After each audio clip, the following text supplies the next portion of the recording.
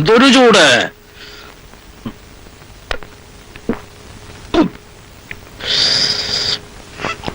ഈ നേരത്തെ എന്താ ഒരു ഇളനീര് കൂടി? അതുകൊണ്ട് അണ്ണാച്ചിക്ക് ഉടമ്പ് ശരിയില്ല. നമ്മുടെ കുമാരൻ വൈദ്യര് പറഞ്ഞിട്ടുണ്ട്, ശരീരം തണുപ്പിക്കാൻ ധാരാളം ഇളനീര് കുടിക്കണമെന്ന്. അണ്ണാച്ചി തൊട്ട് വെക്കരുത്, അച്ചാർ ഇച്ചാറ് വേണമാ. ഇവരെന്തൊരു വിദ്യയാണെന്ന് നോക്കിയേ. ഇളനീരിലൂടെ ആരെങ്കിലും അച്ചാർ തൊട്ട് വെക്കൂടാ, കഴുതേ. നോക്കട്ടെ, ഇനി തരാനാ പറഞ്ഞത്. എന്തിനാ? നിനക്ക് കുടിക്കാനല്ലേ? ഇത് ഞാൻ തരൂല്ല, ഇത് തരൂല്ല.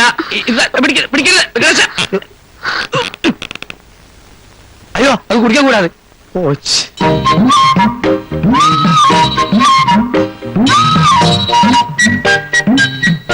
ഈ പുതിയ പരിപാടി എന്ന് തുടങ്ങി? ഏത്? അത് മണം വ്യത്യാസം ഉണ്ടല്ലേ? അത് ഈ ചെന്തങ്ങിട്ട കരിക്കായോണ്ടാ. ഇല്ലടോ ആണാച്ചി. തന്നെ ഞാൻ ഉണ്ടല്ലോ.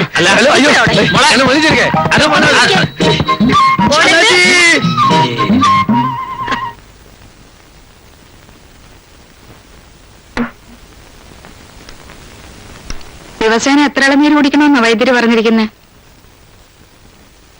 കൂട്ടുകെട്ടാണമ്മേ അച്ഛനെ ചീത്തയാക്കുന്നേ.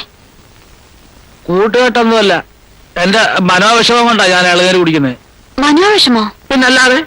സ്കൂളിന് അംഗീകാരം കിട്ടിയിട്ടില്ല എന്നുള്ള വിഷമം ഒന്ന്, പിന്നെ നീ എന്നെ അനുസരിക്കുന്നില്ല എന്നുള്ള വിഷമം വേറൊന്ന്. ഞാൻ അനുസരിക്കുന്നില്ലെന്നോ? ഉണ്ടോ? നിന്നോട് TTC കോഴ്സിൽ ചേരാൻ പറഞ്ഞിട്ട് നീ അനുസരിച്ചോ? ഓ, അതുകൊണ്ടാണ് കുടിക്കുന്നതല്ലേ? അതെ. TTC പാസ്സായ നിനക്ക് സ്കൂളിൽ ജോലി ചെയ്തൂടെ? കൊള്ളാം, കുടിക്കാനുള്ള കാരണം അസലായിട്ടുണ്ട് അല്ലേ അമ്മേ? ആ വെങ്കടേശൻ ഇവിടുന്ന് ഓടിക്കണം. വെങ്കടേശന് എന്തിനാ? അവന് മാത്രമേ എന്നോട് അല്പമെങ്കിലും ആത്മാർത്ഥതയേ ഉള്ളൂ. അവൻ പയ്യൻ. എവിടെ അവൻ? ഞാൻ ഇന്നവനെ പട്ടിണിക്കിടുമെന്ന് പറഞ്ഞിരിക്കുക. പട്ടിണിക്കിടുവോ? എന്തിനാ? ഈ ഇളനീര് കൂടി ഞാൻ നേരത്തെ കണ്ടിട്ടുള്ളതാ. ഇതാണ് എന്റെ രഹസ്യം ഇപ്പോഴല്ലേ മനസ്സിലായത്. നമ്മുടെ കണ്ണു വെട്ടിക്കാൻ പുതിയ പുതിയ അടവുകൾ പരീക്ഷിക്കണം. എന്തു വേണം?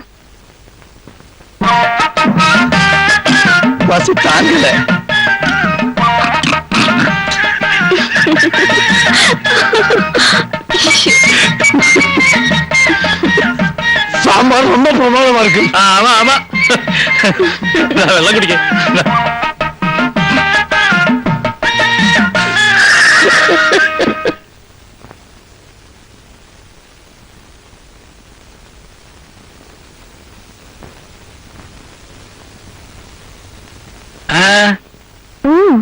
എന്താടി? എന്തേ? വലിയ വിമർശനമൊന്നും നടത്തില്ലെങ്കിൽ ഇതൊന്നും നോക്കു വച്ചാ. കവിതയാണോ? കവിത ആയിട്ടുണ്ടോന്നറിയില്ല.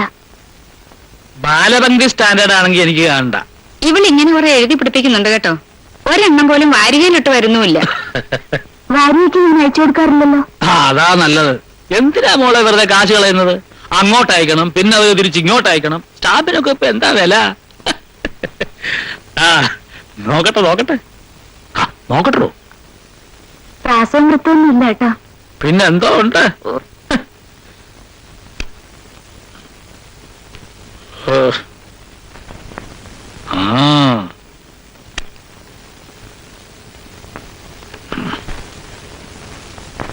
പൂവരമ്പിൻ താഴെ പൂക്കളം തീർത്തു.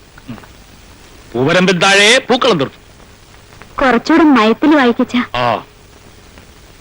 തുളസിപ്പൂവിലും തുള്ളിമഞ്ഞിൻ വെള്ളം എഴുതിച്ചു. പുലരിക്കൈകളൻ നെറ്റിയിൽ പാറപ്പുറത്ത് ചിരട്ട കൊണ്ട് ഉരയ്ക്കുന്ന പോലെ അല്ല വായിക്ക. എന്നാ നല്ല ശബ്ദത്തിൽ താനൊന്ന് വായിച്ചേ. ഓ ആ